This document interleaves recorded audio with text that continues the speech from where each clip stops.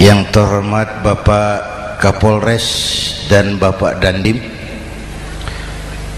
Sahibul Bait, segenap keluarga besar Pondok Pesantren Raudhatul Muta'allimin Al-Aziziyah,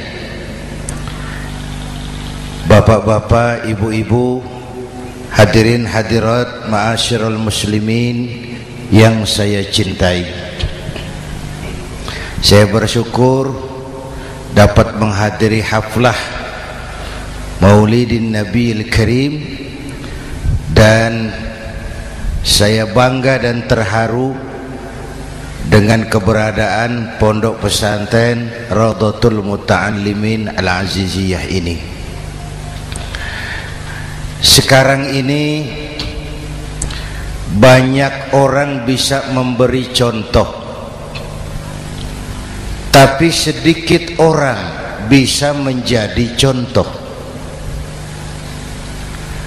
Memberi contoh itu mudah,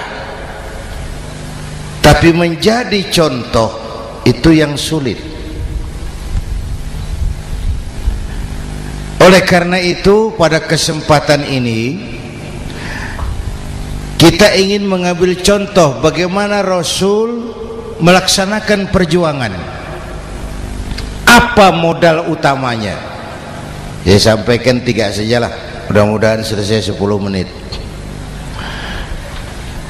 Yang pertama, modal utama perjuangan baginda Rasul adalah akhlakul karimah. Memperbaiki akhlak dengan akhlak.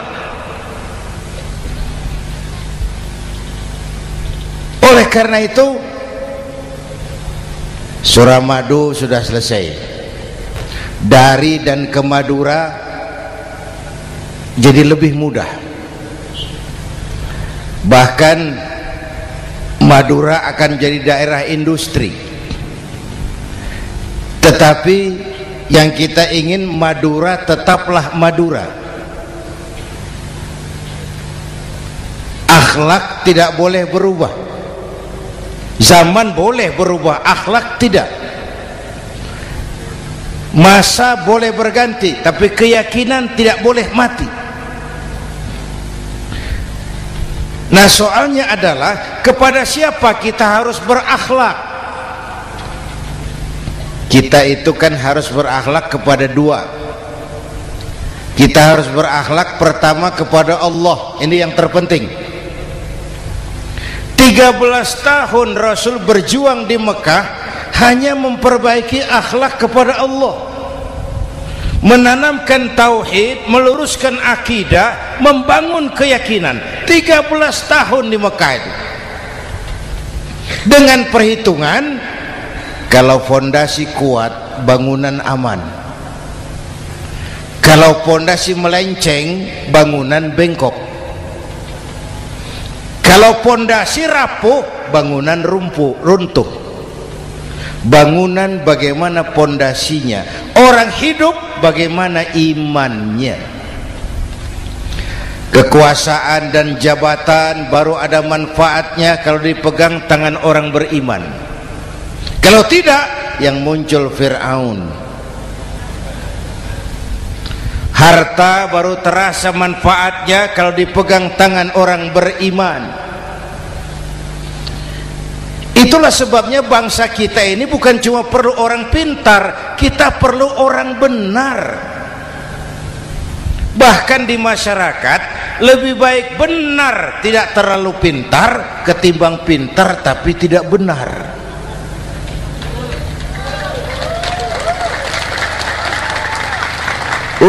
Kalau sudah pintar tidak benar, rusak rakyat itu, Pak. Disuruh ngurus beras malah nimbun beras. Ya, disuruh ngurus laut jadi bajak laut. Disuruh ngurus hukum, bikin hukum seperti pisau, tajam ke bawah, tumpul ke atas. Kalau yang kecil salah, hukum cepat-cepat ditegakkan. Yang besar salah, diam pura-pura tidak mengerti. Itu yang melukai rasa keadilan.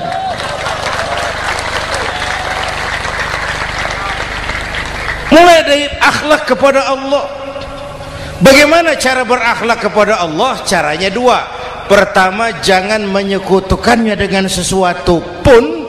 Yang kedua, jangan menyembah kecuali hanya kepadanya. Itu akhlak kepada Allah. Konsisten, disiplin. Saya bersaksi tiada Tuhan selain Allah, maka saya tidak akan menyembah kecuali hanya kepada Allah. Saya tidak akan takut kecuali hanya kepada Allah. Saya tidak akan minta tolong kecuali hanya kepada Allah. Saya tidak akan melarikan persoalan kecuali hanya kepada Allah. Saya bersaksi Nabi Muhammad utusan Allah, Nabi terakhir. Tidak ada Nabi sesudah Nabi Muhammad. Harga mati, titik. Disiplin. Ada yang mengaku jadi Nabi, wajib tidak percaya.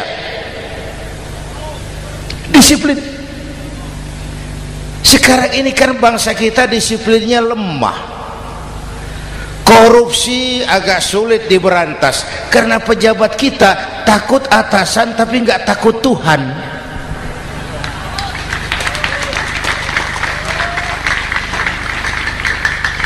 Itu sama dengan anak muda naik sepeda motor ngebut, lampu merah jalan terus, di stop sama polisi. Prit, iya pak. Minggir, siap. SIM ada pak. SNK ada pak. Tahu kau lampunya merah? Tahu pak.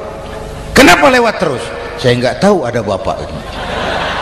Itu disiplin kita. Tenang bener jawabnya, kayak orang nggak salah itu.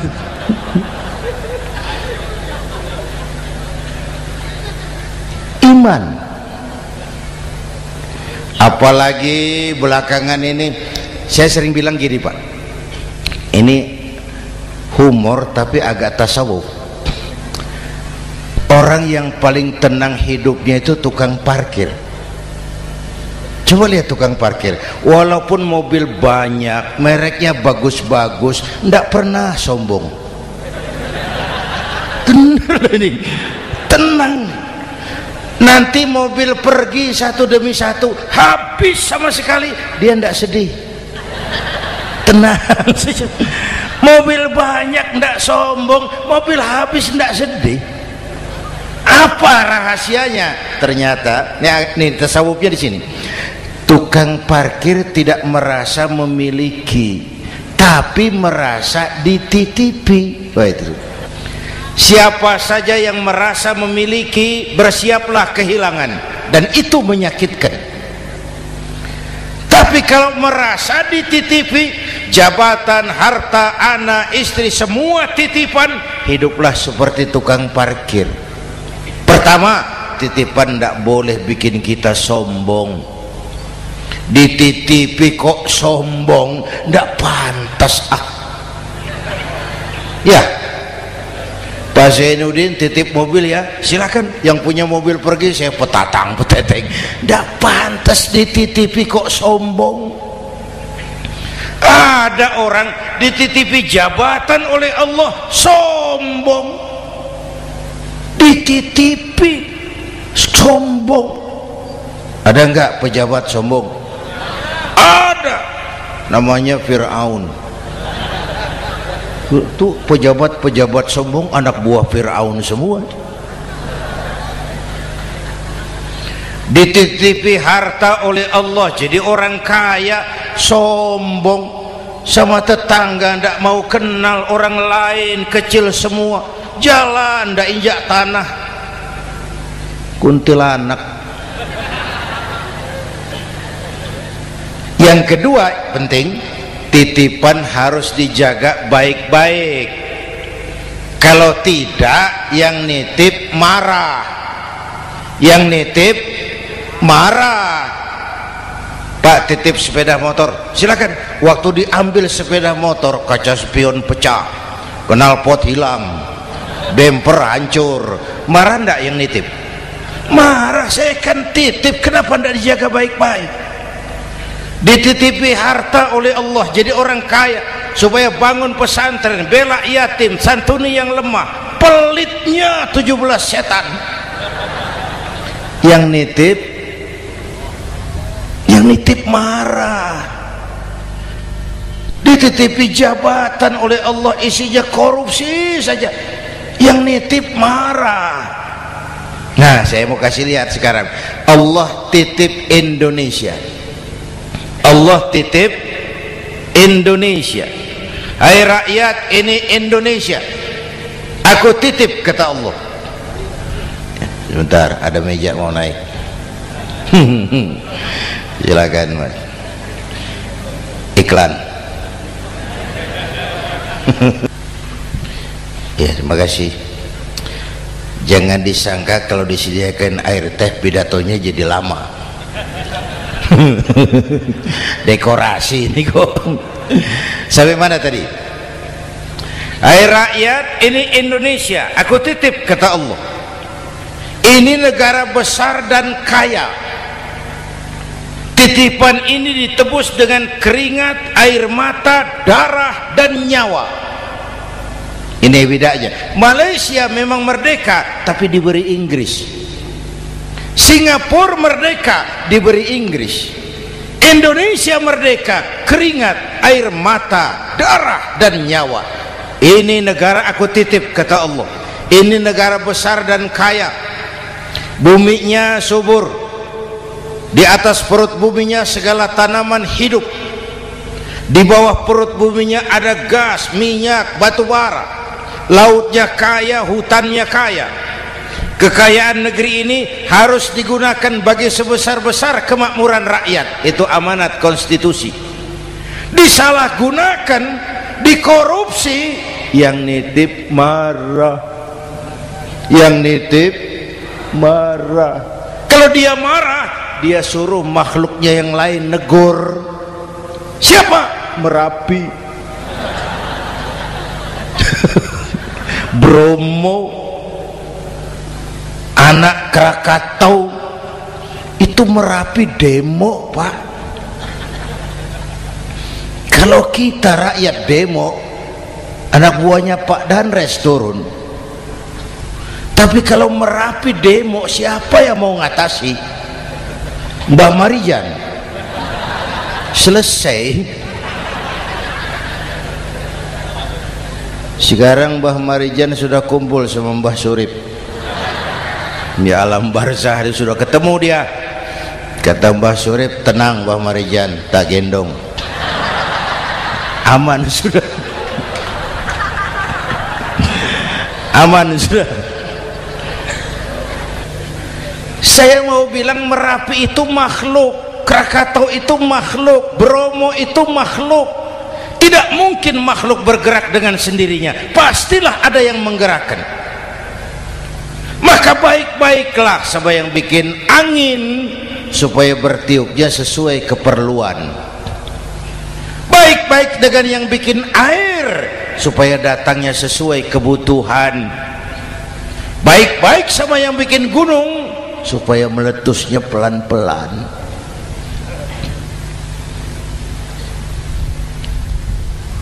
Bapak Ibu hadirin yang saya hormati, menjaga titipan. Jangan menyembah kecuali hanya kepadanya. Jangan menyekutukannya dengan sesuatu pun. Ayo, saya ngobrol kita. Bapak Ibu hadirin yang hadir di sini ini, kita ini semua hamba Allah apa bukan?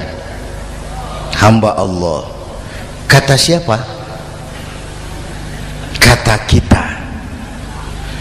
Kalau kata kita namanya ngaku. Ngaku itu boleh dan murah. Apa diakui? Kita belum tahu. Ya, kan baru kata kita itu. Dan tidak otomatis kalau kita bilang saya ini hambamu ya Allah, lalu Allah jawab iya ya. Tidak, wong itu kan kata kita. Saya hamba Allah, kata saya. Berapa banyak orang perbuatannya, ucapannya berkata saya hamba Allah, perbuatannya menyatakan dia hamba setan, hamba nafsu, hamba dunia, budak jabatan. Tidak sesuai ucapan dengan perbuatan.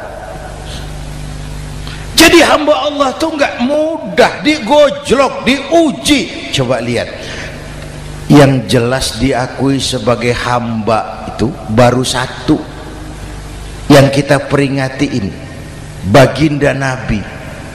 Allah mengakui kapan? Waktu menceritakan Isra dan Mi'raj. Apa yang dipakai kalimat? Subhanallazi asra bi'abdih. Maha suci Allah yang telah menjalankan hambanya.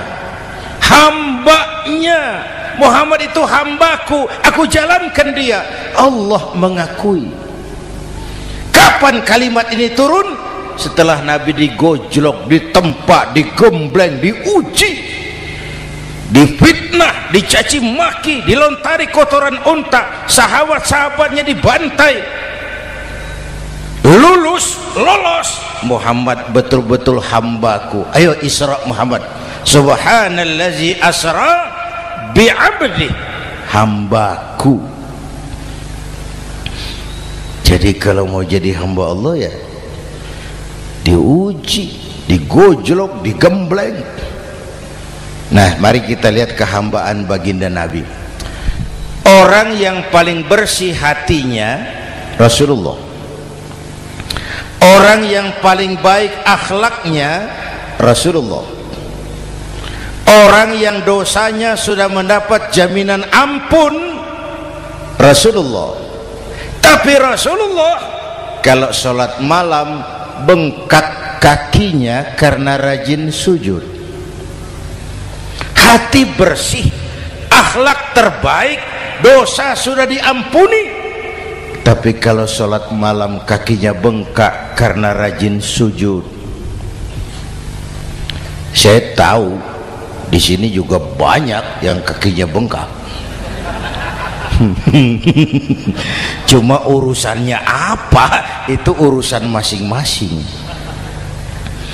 Pada tingkat seperti itu Rasulullah, saya perlu Allah, saya perlu Allah, saya perlu Allah. Yang 100 tahun kita bangun selesai oleh gempa 3 menit. Ya, ya.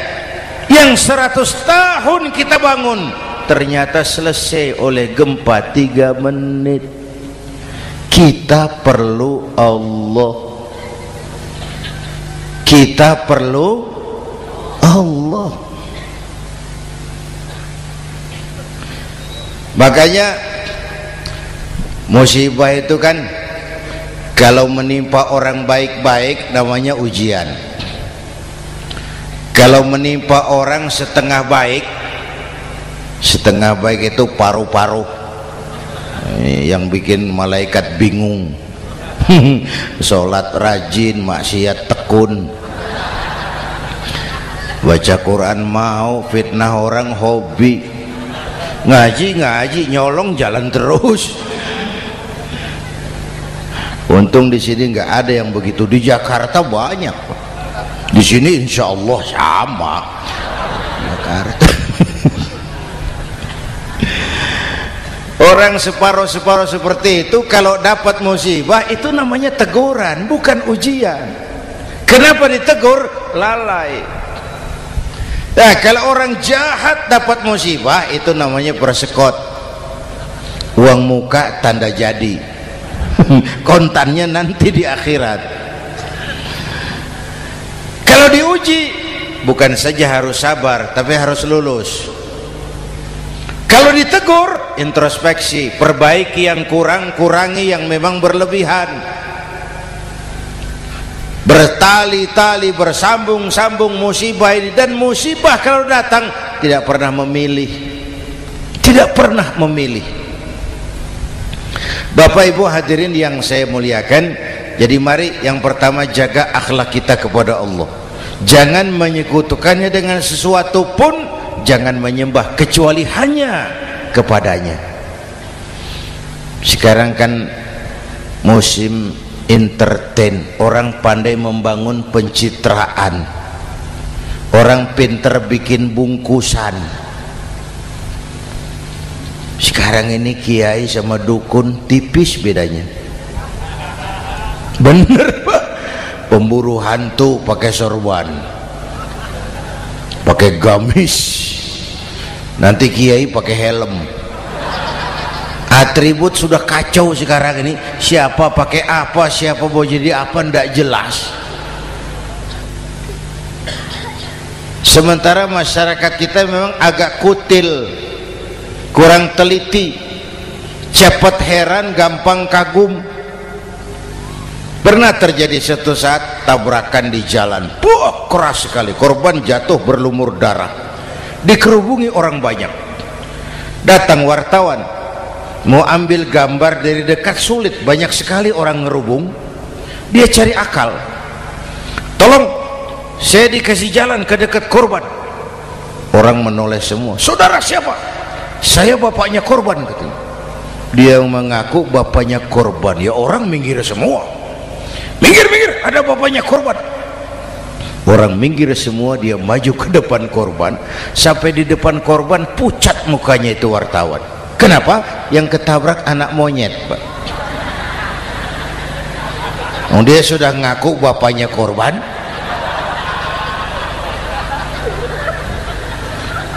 Ini cerita pendek tapi pesannya dalam. Kalau belum kenal benar jangan cepat-cepat ngakui. Ya rakyat harus cerdas sekarang ini. Emas pasti kuning, benar itu? Apa semua yang kuning pasti emas? udah cerdas lah itu, hati-hati, ini zaman pencitraan. Orang pandai bikin bungkusan.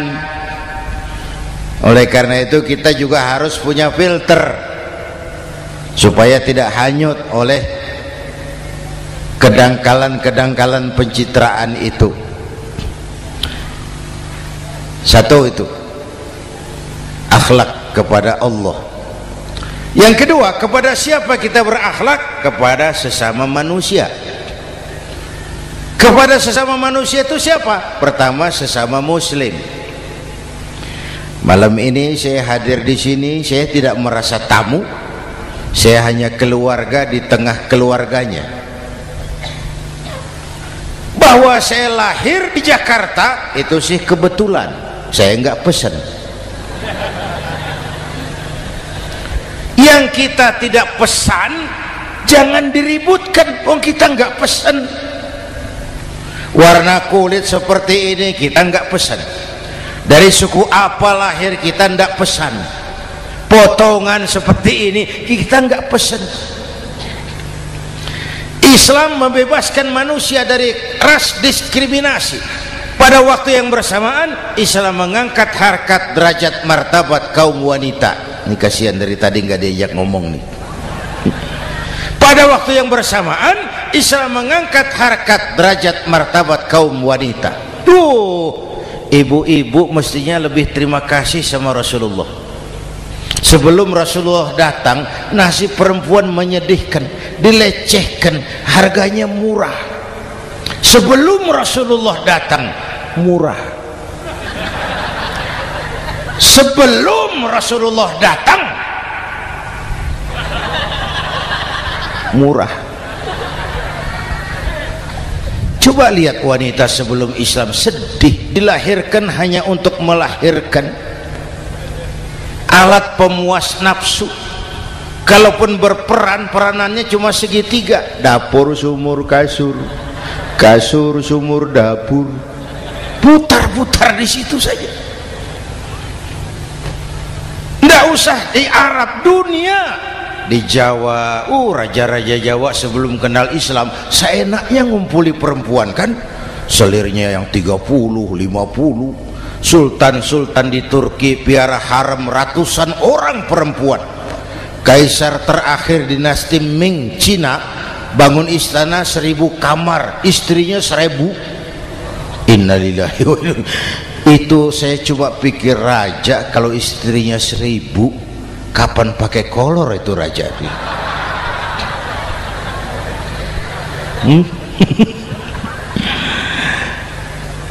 Rasulullah datang terenyuh, an-nisa imadul bilad, perempuan jangan diperlakukan begitu. perempuan tiang negara. Kalau baik perempuan baik negara, kalau rusak perempuan hancur negara. Waktu ditanya ya Rasul, siapa yang paling harus saya taati di dunia? Ibumu. Setelah itu siapa lagi? Ibumu. Setelah itu siapa lagi? Ibumu. Setelah itu siapa lagi? Bapakmu. Menghargai perempuan, ibumu, ibumu, ibumu, bapakmu. Ibu 3 kali disebut, bapak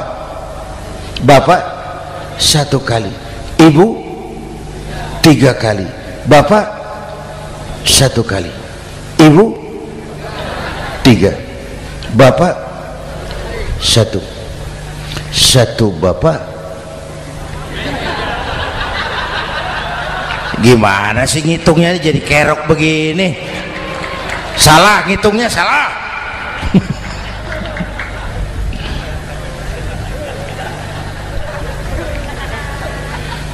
Lalu dicairkan kehidupan kemasyarakatan di masjid.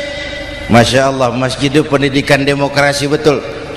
Pertama, siapapun masuk masjid copot sandal, buka sepatu. Benar itu? Ini masyarakat yang mau kita bangun. Tidak ada warga negara kelas 1, semua sama. Lurah masuk masjid buka sepatu, rah.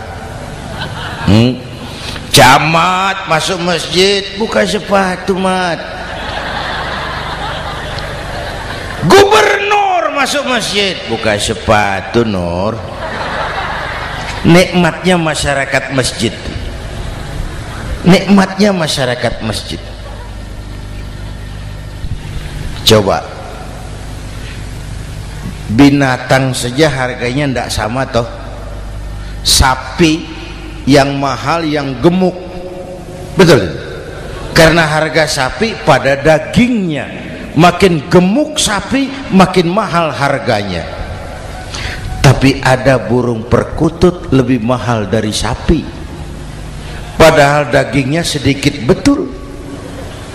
Kenapa harganya lebih mahal dari sapi? Harga perkutut suaranya.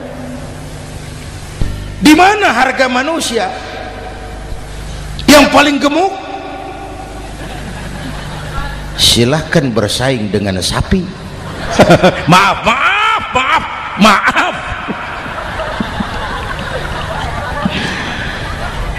Inna akramakum indallah atqakum. Masyarakat masjid sudah copot sandal, buka sepatu, sudah masuk ke dalam sholat berjamaah.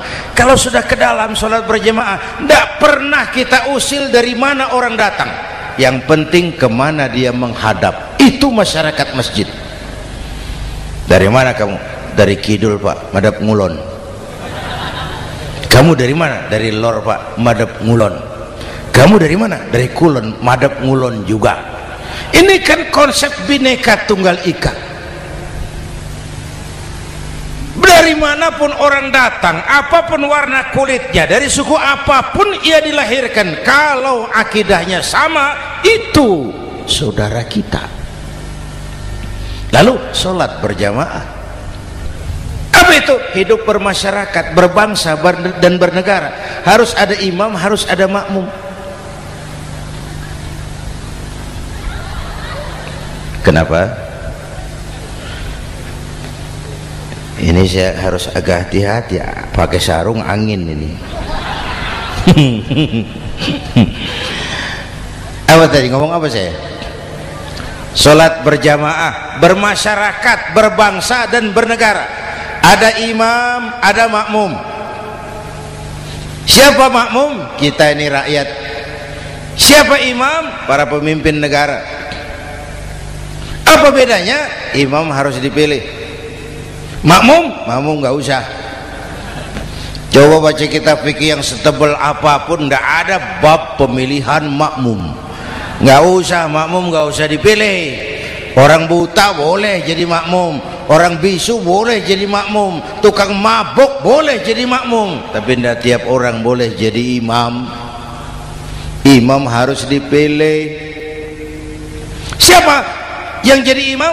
Pertama, a'lamuhum, orang yang paling alim di kampungmu angkat jadi imam. Yang paling alim, bukan yang paling tua.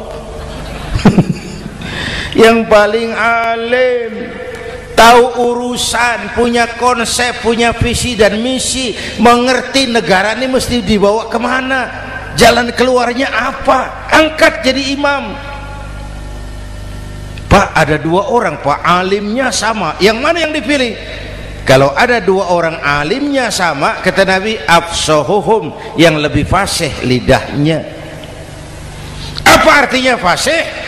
Nyambung sama rakyat, tahu apa yang dimaui rakyat, nyambung. Tidak sah orang fasih bermakmum kepada imam cedal.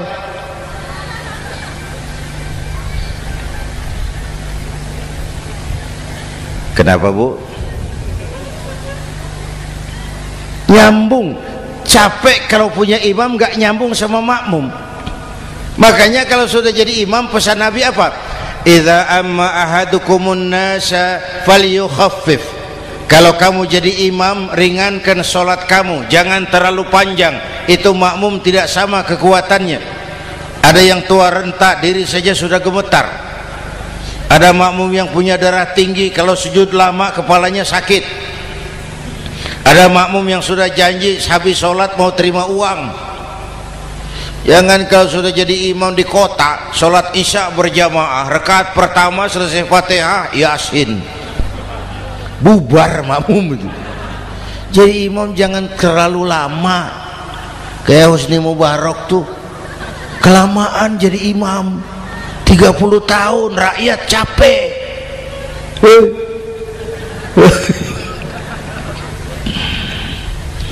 Bapak Ibu hadirin yang saya hormati, nah masyarakat Islam ini loyal, taat, setia. Kapan? Kalau imamnya benar. Imam takbir, makmum takbir. Imam ruku', makmum ruku'. Imam i'tidal, makmum i'tidal. Imam sujud, makmum sujud. Tapi masyarakat Islam tidak buta. Imam keliru, makmum wajib menegur. Ya, bagaimana negurnya? Mestinya ruku', imam sujud. Wah, keliru ini. Subhanallah, kan gitu. Itu aturan main. Tidak boleh imam keliru, makmum emosi, main pegang, mam, hoi salah, hoi, kacau sholat.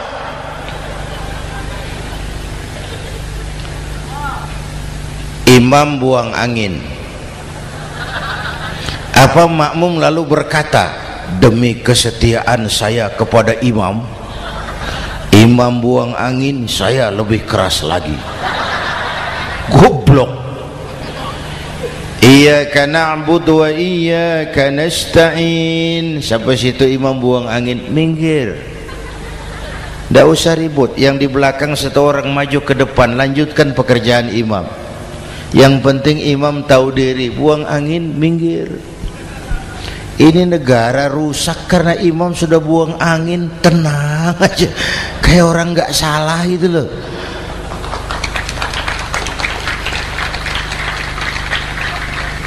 Selesai sholat dikasih tahu, imam tadi buang angin ya sedikit. Apa kalau nggak sedikit lalu nggak rusak sholat itu? Nah, dalam berjaga akhlak kepada sesama, ayo kita jaga kesatuan, persatuan, kerukunan, kekompakan. Ini pesantren Raudhatul Muta'allimin Al-Aziziyah, ini aset kita. Keberadaannya, pengembangannya, kelangsungannya, bukan sekedar tanggung jawab pengurusnya, tanggung jawab kita sesuai dengan bidang dan kemampuan masing-masing. Yang punya jabatan bantu dengan wewenangnya, yang punya harta bantu dengan uangnya, yang punya tenaga bantu dengan tenaganya, yang bisa doa bantu dengan doanya, yang tidak bisa apa-apa bantu dengan diam. Diam saja lumayan loh itu membantu. Bapak Ibu hadirin yang saya hormati, saya ingat almarhum Panglima Besar Sudirman pernah bilang, kamu itu kalau mau menang harus kuat, Kalau mau kuat harus bersatu. Kalau mau bersatu, hidupkan semangat silaturahmi. Mau menang harus kuat, mau kuat harus bersatu, mau bersatu hidupkan silaturahmi. Bapak Ibu hadirin, rukun antar umat seagama. Beda pendapat boleh, marah jangan. Kalau di Jakarta kan sekarang lagi musim apa itu wahabi yang bid'ah, sedikit bid'ah itu. Saya sih bilang yang suka tahlil bagus, terusin. Yang nggak suka tahlil nggak apa-apa, tapi jangan mencaci maki yang suka tahlil. Orang yang mabuk masih banyak kok yang tahlil dicaci maki. Kita ini seperti orang kurang kerjaan. Waktu guru saya Hadratul Mukarram Ki Haji Dr. Idham Khalid wafat, saya ajak orang baca Fatihah. Selesai, saya lagi duduk di belakang, seorang pengusaha nemui saya, Kiai, kenapa? Saya coba ingin kepastian. Apa? Orang yang sudah mati dibacakan Fatihah itu apa pahalanya sampai? Saya bilang gini, Mas, kamu kalau nggak percaya mati aja dulu. Saya bacain Fatihah, tunggu di sono. Kalau nggak nyampe balik lagi nggak apa-apa.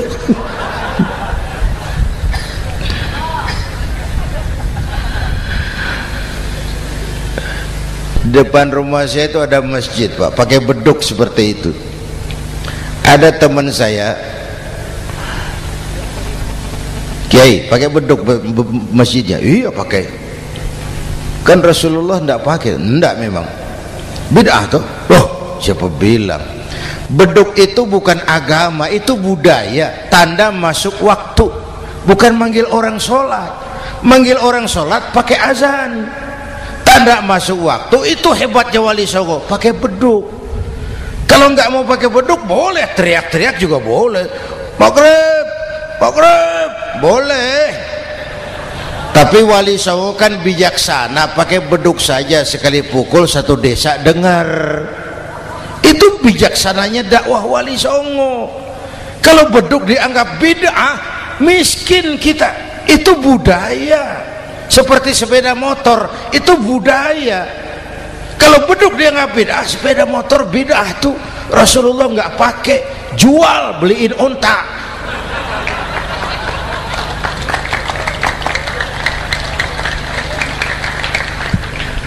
Ayo cari persamaan, jangan memperbesar perbedaan. Hormati pendapat orang kalau pendapat kita juga ingin dihormati. Kasus Ahmadiyah meledak lagi di Cikesik, Banten.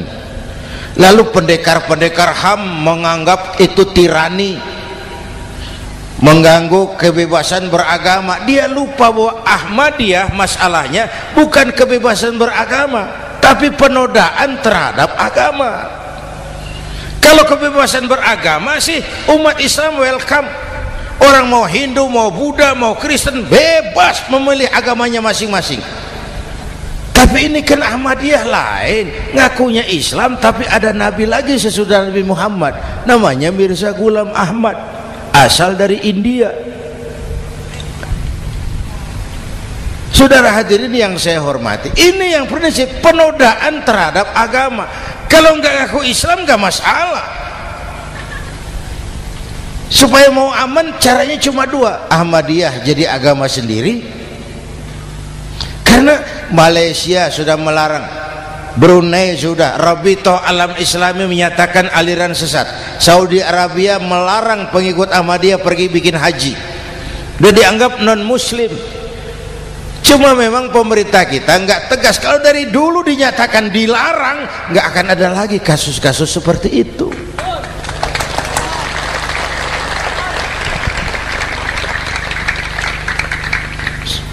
Nah, selain itu kita umat juga harus disiplin. Coba sudah berapa banyak nabi bermunculan di Indonesia. Dan Indonesia ini saya heran, Indonesia ini pasar bagus, Pak. Kalau ada nabi, ada aja pengikutnya, saya heran tuh. Indonesia ini pasar bagus. Ada Ahmad Musaddiq Al-Qiyadah, jadi nabi. Konsultan bulu tangkis jadi nabi. Dapat wahyunya di Bogor, ditangkap polisi 4 tahun.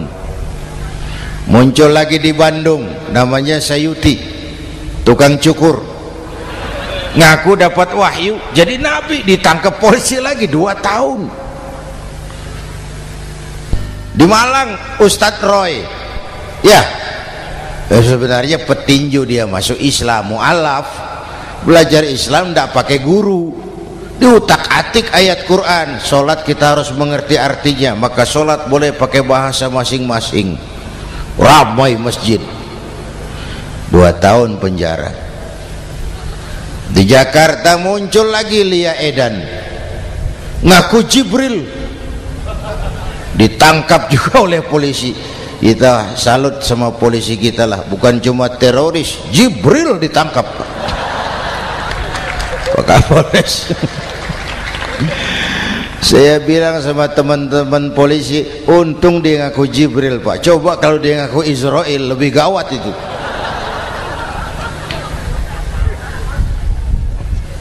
Yang parah antara Cirebon Losari, dia perbatasan Jawa Tengah Jawa Barat, pernah muncul agama baru namanya agama Jasun, agama Jawa Sunda, agama Jasun Jawa Sunda. Yang jadi nabi Tugimin. La haula wala quwata. Saya bilang ini jangan jadi nabi, jadi kiai juga nggak angker ini. Al Mukarram Bapak Kiai Tugimin, nggak enak. Yang lebih ndak enak selawatannya loh itu. Kalau kita kan tadi nikmat tuh, ya Habibi ya Muhammad, nikmat rasanya itu. Coba ganti sama yang tadi, wah enggak, ya Habibi ya Tugimin, enggak enak itu Pak. Jadi umat Islam itu sangat menghormati orang lain agama. Soal agama orang lain, lakum dinukum, awas hati-hati kalimatnya. Kita menghormati orang lain agama. Soal agama orang lain, lakum dinukum, kita memang yakin cuma Islam agama yang benar, tapi bukan berarti kita boleh menghina agama orang lain. Kenapa? Kalau agama kita yang dihina, kita kan sakit hati. Orang lain sama dong. Itu sebabnya Allah berpesan, jangan kau caci maki Tuhan mereka, karena mereka akan balas mencaci maki Tuhanmu. Dan itu artinya mencaci maki aku, kata Allah. Jelas ini? Jelas? Justru karena umat Islam mayoritas di Indonesia, maka kerukunan antar umat beragama terjaga dengan baik. Kalau umat Islam mau main kasar, mau main kayu, mau main keras, umat Islam ini 85%, yang lain pasti selesai, saya jamin selesai. Tapi kan tidak, kita sadar betul ini negara Pancasila, kita sadar betul bahwa kita harus menghargai orang lain agama, menjaga kerukunan, rukun antar umat beragama. Yang ketiga, rukun antar umat beragama dengan pemerintah. Dulu kiai saya bilang, sultanun zulum khairum min fitnatin tadum. Pemerintah yang jelek pun sebenarnya masih lebih lumayan ketimbang tidak ada pemerintahan, kalau itu ukurannya. Coba umpama nanti Pak SBY sudah terlalu pusing, lalu pengumuman jam 000, seluruh rakyat Republik Indonesia saya umumkan mulai malam ini tepat jam 000 pemerintah bubar. Ayo bayangkan seperti apa kita tanpa pemerintah. Hukum rimba, yang kuat menekan yang lemah, yang kaya merampok yang miskin. rumah saudara dirampok, lapor ke polisi, kata Kapolres, mas maaf polisi baru bubar, hak asasi diinjak-injak, lapor ke pengadilan, pengadilan bubar. Masih ada pemerintah saja yang kuat suka menekan yang lemah, apalagi kalau tidak ada pemerintah. Karena itu ulama dan umara dua pilar utama. Kalau kuat keduanya, kuatlah masyarakat. Kalau rapuh keduanya, maka rapuhlah juga masyarakat. Bapak Ibu hadirin yang saya hormati, ini yang kedua, kita harus berakhlak kepada sesama. Yang ketiga, kepada siapa kita harus berakhlak? Kenapa? Iya, saya cuma lihat jam. Yang ketiga, kepada siapa kita harus berakhlak? Kita ini harus berakhlak kepada makhluk Allah yang lain di luar manusia. Kepada air kita harus berakhlak loh Pak. Saya dulu remaja ngaji fikih, kiai ngajar makruh buang air kecil di tanah yang berlubang. Saya protes, kenapa makruh kiai? Pertama, untuk kesehatan. Siapa tahu di lubang yang kau kencingi ada gas beracun. Kalau tidak kiai, kalau tidak maka artinya kau harus melindungi binatang yang ada di dalam lubang. Siapa tahu di lubang yang kamu kencingi ada semut sedang rapat membahas masalah Mesir. Apa dosanya lalu mati dikencingi? Ini namanya rahmatan li semut. Bapak Ibu hadirin yang saya hormati, ada hadis sederhana, fa iza zabahtum fa ahsinu zibhata. Kalau kamu menyembelih hewan, sembelihlah dengan cara yang terbaik. Jangan nyembelih ayam pakai pisau tumpul, itu namanya tidak berperi kebinatangan. Kepada ayam kita berakhlak, kepada pohon kita berakhlak, kepada air kita berakhlak. Kenapa sekarang alam tidak seramah dulu? Karena kita juga tidak ramah kepada alam. Kenapa sering terjadi banjir? Karena tempat air kita kurangi. Dia bingung mau ke mana. Air nggak punya tempat, akhirnya masuk ke rumah kita juga, masuk dalam zoharul fasadu wal fil barri wal bahri bima kasabat aydin nas, karena kita tidak berakhlak kepada lingkungan. Bapak Ibu hadirin yang saya hormati, jadi itu yang pertama, modal utama perjuangannya akhlakul karimah. Mau sukses, utamakan akhlak. Industrialisasi boleh terjadi di Madura, jalan berhotmik licin, oke, listrik masuk desa, alhamdulillah, tapi akhlak jangan berubah, akidah jangan goyah.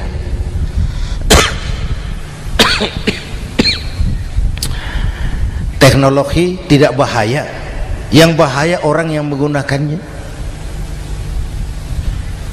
Wayang itu yang namanya cepot, itu bisa selawat badar kalau yang megang Anom Suroto.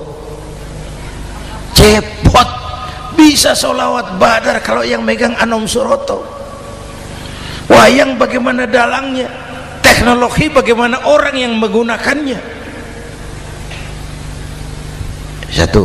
Yang kedua, yang kita contoh dari baginda Rasul, beliau itu sejak kecil tidak dimanjakan Pak.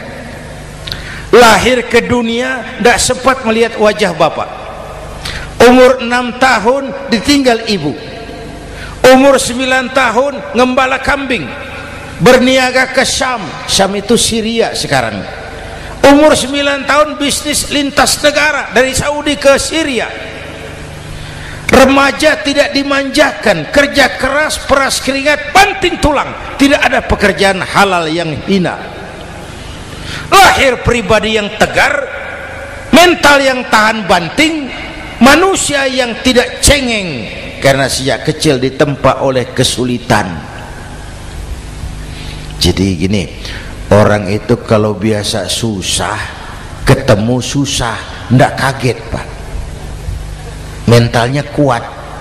Saya santri biasa makan kangkung, datang ke rumah teman dikasih kangkung, loh makanan saya ini, dikasih daging ayam, nambah. Orang tuh kalau biasa susah enak. Saya santri biasa tidur di masjid, disuruh nginep di hotel, pules pak. Tapi yang biasa tidur di hotel suruh nginep di masjid, encok. Hidup ini perjuangan, mau sukses harus berani susah. Jangan seperti dulu nih cerita santri, ada santri beternak lebah, ambil madunya itu. Satu hari dia mau periksa sarang lebah, naik ke pohon pakai tangga, pakai sarung biasanya santri, dia lupa tidak pakai celana dalam, naik pohon periksa, entah bagaimana terpegang sarang lebah itu, berhamburan lebahnya keluar, salah satu masuk ke sarungnya, tergigitlah Al-Mukarramnya itu. Dia menjerit, aduh, jatuh berguling ke bawah. Sudah lama jatuh, dia buka sarungnya, dia lihat bengkak. Karena bengkak kan jadi besar, senang juga dia. Dia berdoa, ya Allah, hilangkan sakitnya, biarlah bengkaknya.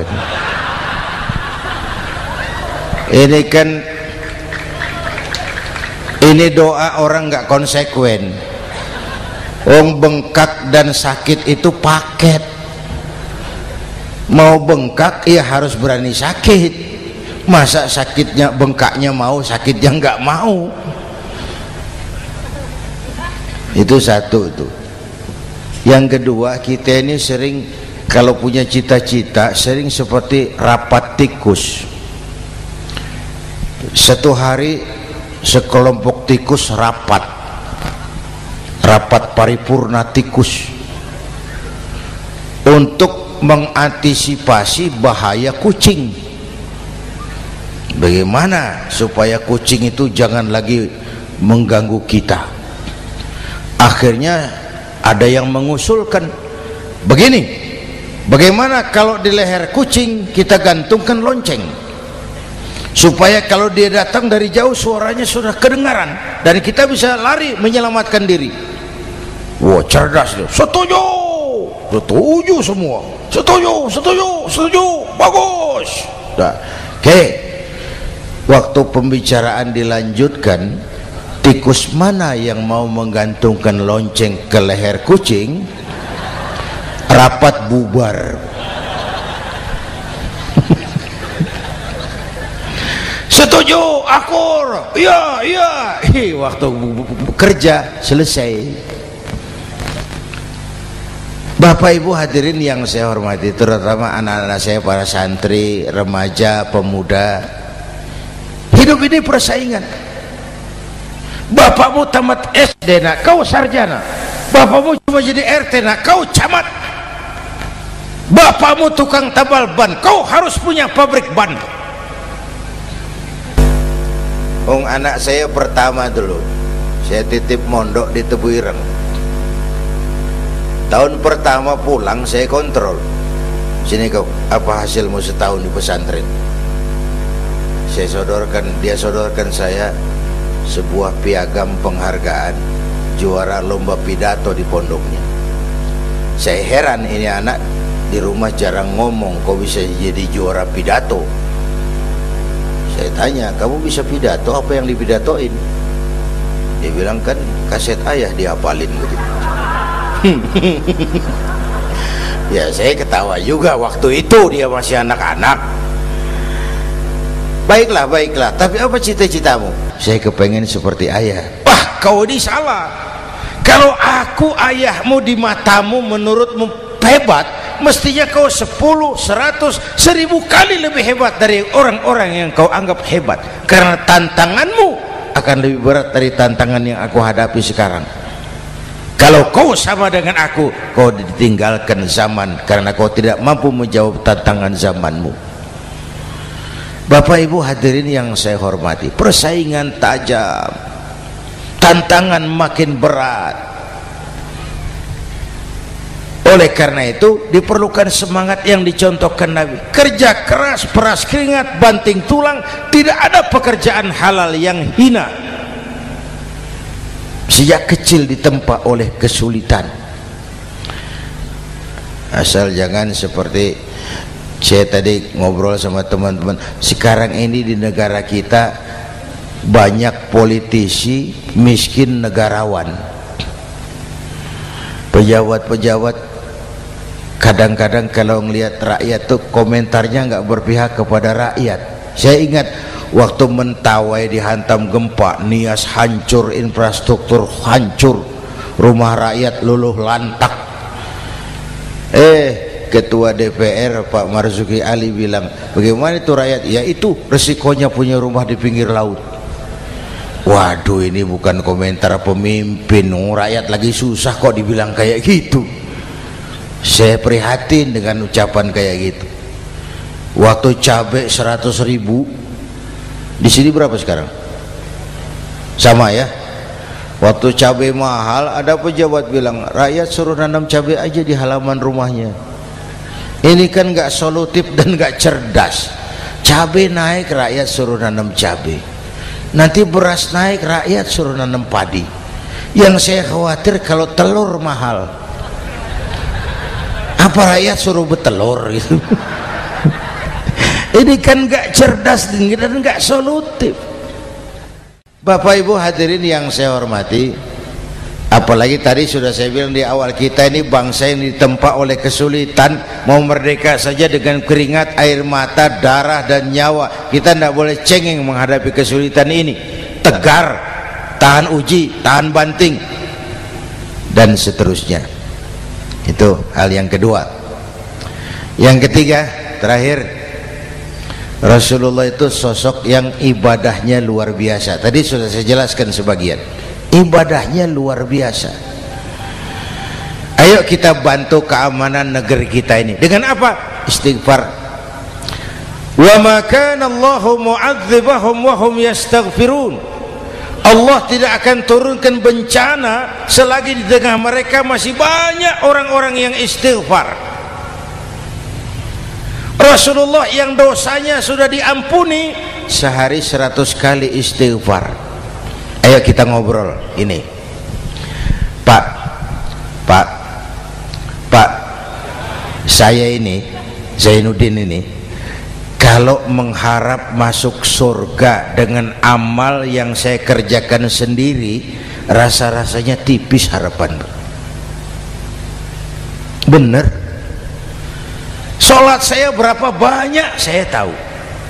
Sedekah saya berapa duit saya tahu. Dosa saya berapa banyak saya tahu. Lalu saya baca sejarah. Nabi Adam dosanya 1, makan buah khuldi, dikeluarkan dari surga. Nabi Adam dosanya 1, dikeluarin. Kita dosanya banyak, kepengen masuk. Ini nggak nyambung ini. Nabi Adam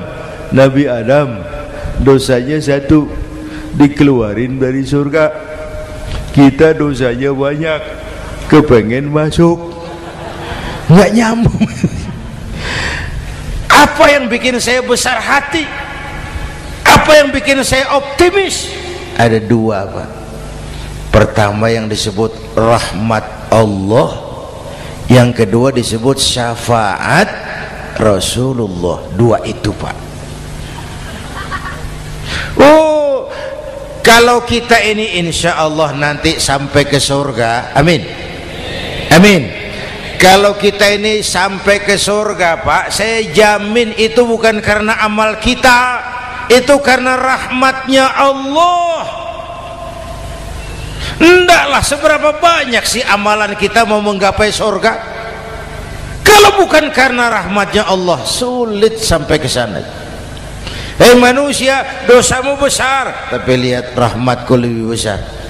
Manusia, salahmu banyak, tapi ampunanku lebih banyak.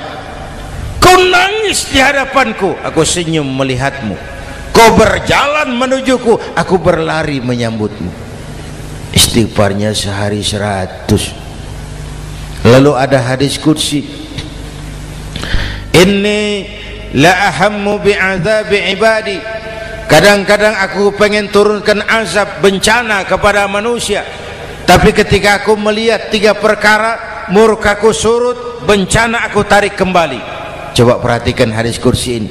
Allah mau marah hendak jadi, bencana ditarik, musibah diangkat. Kenapa? Ada yang meredam murka Allah. Allah enggak jadi marah. Siapa? Pertama, suyukhan rukka.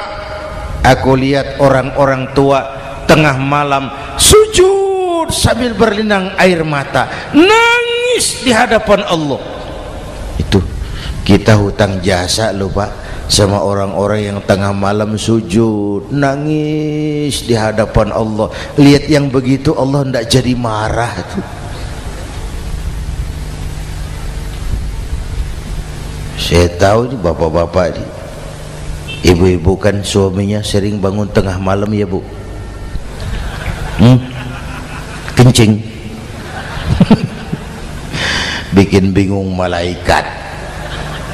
Sudah mau ditulis tahajud kencing doang, kata malaikat sialan, hampir salah tulis.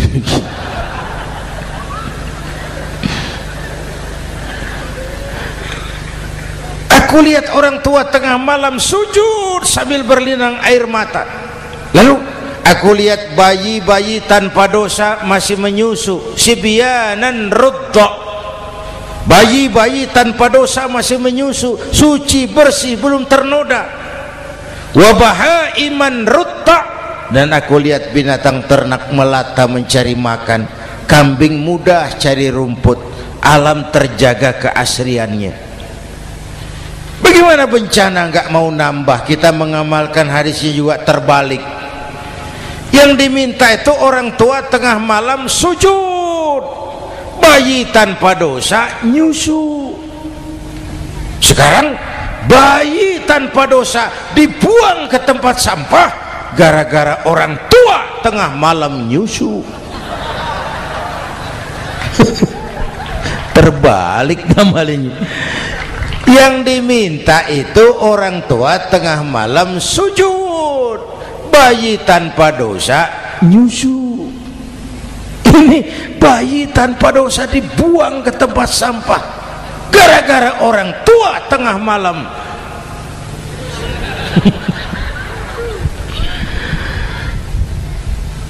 Bapak Ibu hadirin yang saya hormati, rahmat Allah kita perlu. Yang kedua, syafaat Rasulullah. Mari saya cerita syafaat sedikit. Ini sudah jam 00:05 ya. Ini kalau hitungan Indonesia ini sudah ganti hari Pak. Jadi inilah ceramah terpanjang di dunia.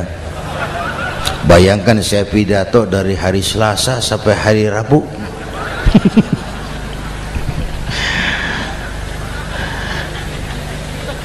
Syafaat agak saya singkat ceritanya.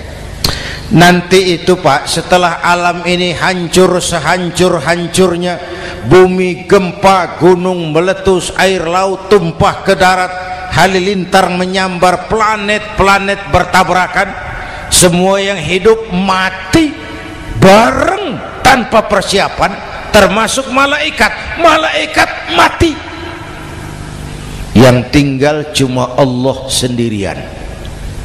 Yang lain hancur semua, tinggal Allah sendirian. Allah patroli, berseru-seru, limanil mulkul yaum. Ahai, siapa penguasa hari ini? Mana Fir'aun yang ngaku Tuhan? Nongol kalau memang Tuhan. Mana Abrahat, mana Namrus, mana itu Benito Mussolini, mana itu Adolf Hitler, mana itu Hosni Mubarak. Penguasa-penguasa yang ngaku berkuasa nongol kalau memang penguasa. Gak ada yang jawab Pak, semua sudah rebah. Allah lalu berkata, la ilaha illa ana, ternyata tidak ada Tuhan lain selain aku. Allah sombong waktu itu. Kalau Allah sombong itu pantas. Hadis qudsi mengajarkan al-kibriya'u libasi, sombong itu pakaianku, kata Allah. Cuma aku yang pantas pakai. Kamu manusia nggak pantas pakai pakaianku, kebesaran. Pakaian Allah mau dipakai. Sombong itu pakaian Allah, cuma Allah yang pantas pakai. Nanti itu yang pertama dihidupkan bukan kita, malaikat dihidupkan lebih dulu. Tiupan pertama, malaikat hidup semua. Diatur panitia akhirat. Yang nyambut tamu siapa, yang pimpin marawis siapa. Malik siap, sediakan neraka. Aku mau bakar itu bajingan tengik yang waktu di dunia nggak mau sujud, jauh dari ulama, tinggal di masyarakat jadi biang kerok, sama yatim kejam. Sediakan neraka. Baik. Ridwan, iya, sediakan surga. Aku mau balas hamba-hambaku yang waktu di dunia rajin sujud, dekat dan cinta kepada ulama, santun kepada yatim, suka menolong orang yang memerlukan pertolongan. Baik. Jibril, Mikail, iya, ke surga. Untuk apa ya Rabb? Ambil kendaraan bernama Buraq, turun ke alam, cari di mana kubur kekasihku Muhammad, bangunkan dari kuburnya, bawa ke surga. Turun Jibril dan Mikail, cari kubur Nabi. Alam sudah hancur-hancuran, jangan cari kuburan, cari bangkalan aja nggak ketemu. Bingung dua-dua. Jibril, sebelah mana kubur Nabi? Nggak tahu Mikail. Lalu dua-duanya sujud mohon pertolongan Allah. Dengan izin Allah terbuka kubur Nabi. Allahumma sholli alaihi wa ala alihi. Bangun dari tidur seperti orang bangun dari kubur seperti orang bangun tidur. Nabi mengusap mata, menoleh ke kanan Jibril, menoleh ke kiri Mikail, lalu tanya, ayu yaumin hadza ya Jibril, ini hari apa Jibril, ini hari apa? Hadza ma wa'ada ar-Rahman, ini hari yang dijanjikan Allah Muhammad, ini kiamat. Kiamat Jibril, kiamat. Jibril, kalau memang ini hari kiamat, aina ummati, umat saya mana Jibril, umat saya mana? Allah karim, belum pernah saya lihat di dunia ada satu pemimpin yang begini besar cintanya kepada umatnya seperti baginda Rasul. Dari dunia sampai akhirat beliau cinta kita, dari dunia sampai akhirat beliau bela kita. Bangun dari kubur, tahu hari sudah kiamat, yang pertama ditanya, aina ummati, umat saya mana Jibril? Kita yang ditanya. Kalau saya yang pertama dibangkitkan dari kubur, lain pertanyaannya. Ini hari apa Jibril? Kiamat Zainuddin. Oh, bini saya mana Jibril? Nabi enggak tanya Khadijah wala Fatimah wala Aisyah, aina ummati, umat saya mana Jibril? Umatmu? Iya, kau manusia pertama yang dibangunkan dari kubur, yang lain masih dikubur. Oh, lalu kita ke surga Muhammad. Perintah Allah, perintah Allah. Sampai di surga seperti orang tidak betah Nabi itu, resah, gelisah, mondar mandir, mukanya murung. Yang punya surga kan negur, Muhammad, labbaik ya Rabb. Tidak enak di surga ya? Enak. Kok kamu seperti orang nggak kerasan gitu, resah, gelisah? Kenapa? Saya teringat umat saya ya Allah. Umat saya bagaimana nasibnya? Iya, saya sudah enak di DPR. Salah. Saya sudah enak di surga, gaji cukup, kursi empuk, dapat mobil dinas. Nggak, umat saya yang waktu kampanye kepanasan itu gimana nasibnya?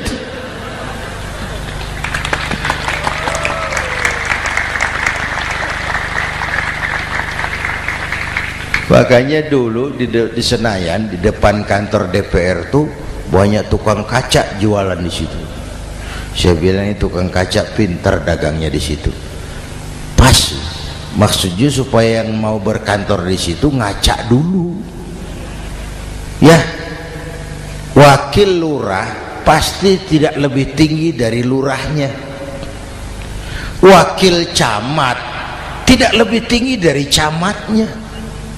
Ini kenapa wakil rakyat kok selalu lebih tinggi dari rakyatnya?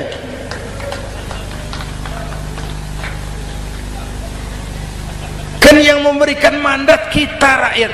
Kemerdekaan bertujuan mengantarkan rakyat ke gerbang kesejahteraan. Lalu rakyat mempercayai tugas itu kepada pemerintah dan wakilnya di DPR. Saya percayakan kamu mengantarkan rakyat ke gerbang kesejahteraan. Itu amanat Undang-Undang Dasar. Biasanya yang diantarkan sampainya lebih dulu biasanya. Yang diantar sampai lebih dulu, yang mengantar nyusul, namanya ngantar belakangan. Ini lebih cepat wakil rakyatnya makmur daripada rakyatnya. Yang mau nganter makmurnya lebih dulu dari yang mau diantar. Yang diantar kelelerahan di jalanan, yang mengantar udah sampai. Jadi bagaimana Muhammad? Saya minta izin mau keluar, tengok saya punya umat. Oke, saya potong ceritanya. Saat manusia dibangkitkan dari kuburnya masing-masing, Masya Allah, Masya Allah, saya nggak sanggup bayangkan jumlah manusia yang hidup di muka bumi sekarang kan 6 miliar. Cina berdua, India 2,5 miliar. Cina 1,5 miliar, India 1 miliar rakyatnya. Berdua sudah 2,5 miliar. Itu kalau kencing bareng banjir besar. Bayangkan manusia dari awal sampai akhir berapa puluh miliar kumpul di padang mahsyar. Subhanallah. Sibuk, panik, bingung mau disidang di hadapan Allah. Sebagian kumpul di pojokan berunding, kita mau disidangi. Terus ayolah kita cari bantuan. Kemana? Adnan Buyung. Begini. Kita ini kan anak cucu Nabi Adam. Pantas dong kita minta tolong sama beliau. Yuk, setuju. Berangkat cari Nabi Adam. Ya Adam, anta abal bashar. Adam, tuan datuknya manusia. Kami cucu kamu, anak turunan kamu mau disidang. Tolong kami Adam, tolong. Kata Nabi Adam, ora iso mas, rombongan Jawa aku naik mumet lagi sama Nabi Nuh saja. Nuh bilang tidak bisa, saya juga punya masalah, pernah minta obat ditenggelamkan. Ibrahim barangkali. Semua Nabi hand up, angkat tangan. Dikala itu yauma la yanfa'u malun wala banun, di mana harta tidak ada lagi artinya, anak-anak tak jadi beban, tiap orang sibuk dengan urusannya sendiri-sendiri. Saat itu ada satu pemimpin, Allahumma salli alaihi wa ala alihi, diizinkan Allah. Dikala semua nabi yang lain angkat tangan hand up, beliau malah ummati ana laha, ta'ali ummati, ta'ali ummati, umatku sini, umatku sini. Beliau memanggil-manggil umatnya. Yang bagaimana yang dipanggil? Ada hadis, inna ummati ya'tuna yaumal qiyamah ghurran muhajjalin min atharil wudu. Umatku besok di akhirat datang menghadap Allah dengan muka bersinar-sinar karena sering wudu. Sering wudu kan sering sujud. Masa cuma wudu tapi enggak sujud? Itu nanti ndak usah mengaku Rasul yang panggil, sini umatku. Tapi kalau muka enggak pernah wudu, enggak pernah sujud, merangkak di depan Nabi, saya umatmu ya Rasul. Kata Nabi, umat saya enggak ada yang kumal gini. Dikala itu beliau berkenan memberikan syafaat. Syafaat itu saudara-saudara, saya pakai sarung, sobek sedikit, syafaat itu nambeli itu loh. Sholat saya kurang sedikit, sedekah saya campur riak sedikit, puasa saya tidak ikhlas sedikit, ditutup dengan syafaat. Saya mau dagang, perlu modal 20 juta, saya punya uang 15 juta, yang 5 juta syafaat. Jadi harus ada modal. Kalau sholat tidak pernah, sedekah tidak pernah, lalu syafaatnya dari mana? Yang dapat tambelan itu yang punya sarung bolong, punya sarung sobek, ditambal dengan syafaat. Lah kalau tidak ada sarung, apa yang mau ditambal? Ya. Nah, mudah-mudahan kita semua mendapat rahmat Allah dan mendapat syafaatnya Rasulullah Shallallahu Alaihi Wasallam. Bapak Ibu hadirin, sudah 7:30 lewat 4 jam. Saya pun kangen, tapi hari sudah larut. Insya Allah lain kesempatan kita jumpa lagi. Terima kasih kepada Al-Mukarramun, para ulama, para habaib, pengasuh pesantren Raudhatul Muta'allimin Al-Aziziyah, dan semua yang hadir. Mudah-mudahan yang saya sampaikan ada manfaatnya. Usikum wa iyaya bitaqwallah. Aqulu qawli hadza fa astaghfirullahal azim li wa lakum. Wassalamu alaikum warahmatullahi wabarakatuh.